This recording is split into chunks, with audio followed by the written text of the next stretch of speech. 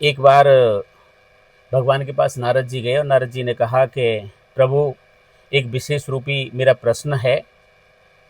भगवान बोले, बोलिए नारद जी, क्या प्रश्न है? तो नारद जी ने प्रश्न किया कि प्रभु, इस जो पृथ्वी का लोक है, इस जगत में जो आपकी माया है, उस माया की प्रबलता कितनी है? भगवान ने नारद जी से कहा कि नारद जी, पृथ्वी के लोक में एक 90 साल का वृद्ध है।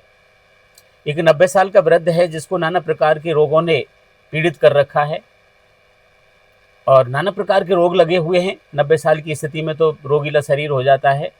आप जाके देखिए, उससे जाके कहिए कि मैं स्वर्ग से आया हूँ, यदि तुझे स्वर्ग चलना है तो चल, फिर देख, वो तुम्हें फिर माया के प्रभाव का पता चलेगा। उससे वार्तालाप कीजिए, जाइए। तुरंत ही नारद जी ने ऐसा ही किया, सीधे पृथ्वी के लोक में आए और उस वृद्ध के पास पहुंचे और वृद्ध के पास बैठने के बाद प्रणाम किया। वृद्ध ने, बन की, बाबा कैसी तबीयत है आपकी?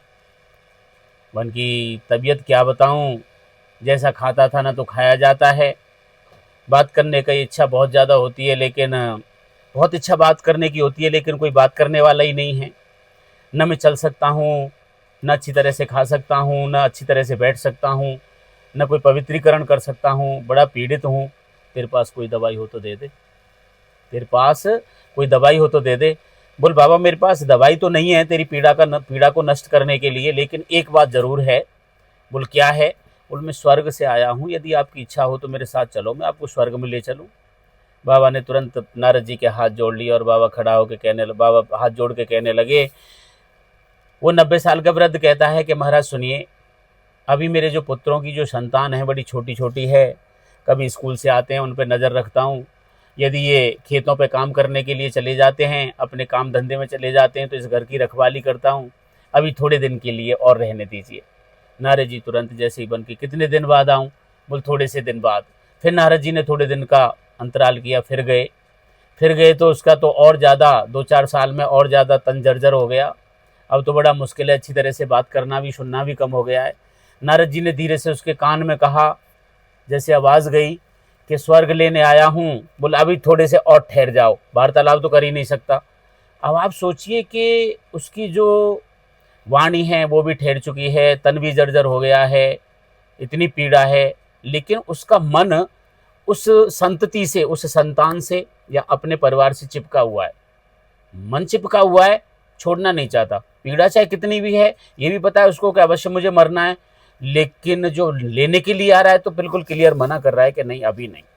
नारद जी फिर आ गए। कुछ समय बाद उसकी मृत्यु हो गई तो जीवात्मा जैसी धर्मराज के सामने पेश हुई तो बोलिए, क्या चाहते हो? आपके कर्म की प्रधानता तो कुछ अलग है। यदि आपको भोग योनि में जाना है तो बताओ किस जगह भेजें, थोड़ी सी छूट मिल रही है, कुछ पुण्य है।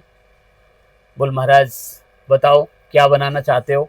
बन, महाराज मुझे उसी घर में जन्म दे दो जिससे मैं आया हूँ।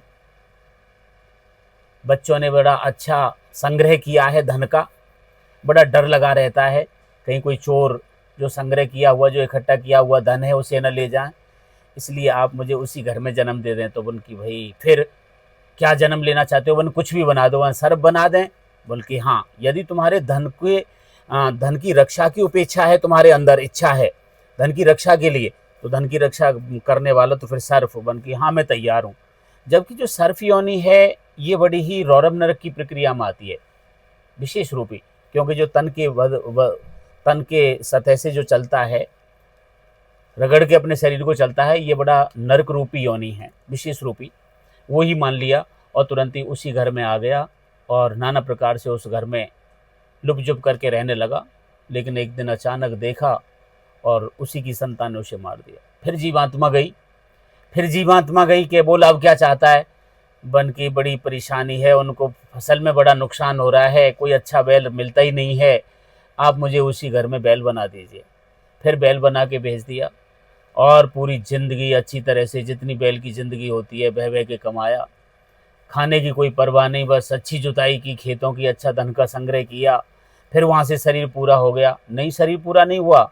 नारद जी आए बन के, अब तो तू बैल भी बन लियो, सरप भी बन लियो, अब क्या इरादा है, चलें? बोल महाराज 2-4 साल के लिए और छोड़ दो, इन बच्चों का थोड़ा सा और परवरिश हो जाएगी, मुझे 2-4 साल के लिए और छोड़ दो। नारद जी फिर आ गए, फिर वो शरीर पूरा हो गया, फिर वो शरीर पूरा हो गया, उसकी जो मोह की जो गांठ थी वो लगती गई और बढ़ती गई, चित्त उसी मोह से चिपका रहा, छूटा ही नहीं। और उसने अगले जन्म में मांग लिया बन की महाराज अब आपके पास ऐसा कोई पुण्य नहीं है जो आपको बैल जैसी और ऐसी कोई जन्म दें, बताओ क्या बना सकते हो? कुत्ता बिल्ली बना सकते हो, कुत्ता बनाओ तो उसी दरवाजे पे, फिर कुत्ता बन के उसके दरवाजे पे रहने लगा। अब मोह की गांठ कितनी प्रबल है। अब जब कुत्ता बन के उनके दरवाजे पे रहने लगा तो नारद जी आए और धीरे से कान में कहने लगे कि अब क्या इरादा है, चलें स्वर्ग? बन की महाराज यार दुनिया में तो कोई और ना मिल रहा हो, मैं ही मिल रहा हूँ ले जाने को, दुनिया भरी पड़ी है, किसी और कोई ले जा। तो ये मोह की प्रबलता इतनी आसान और छोटी नहीं है।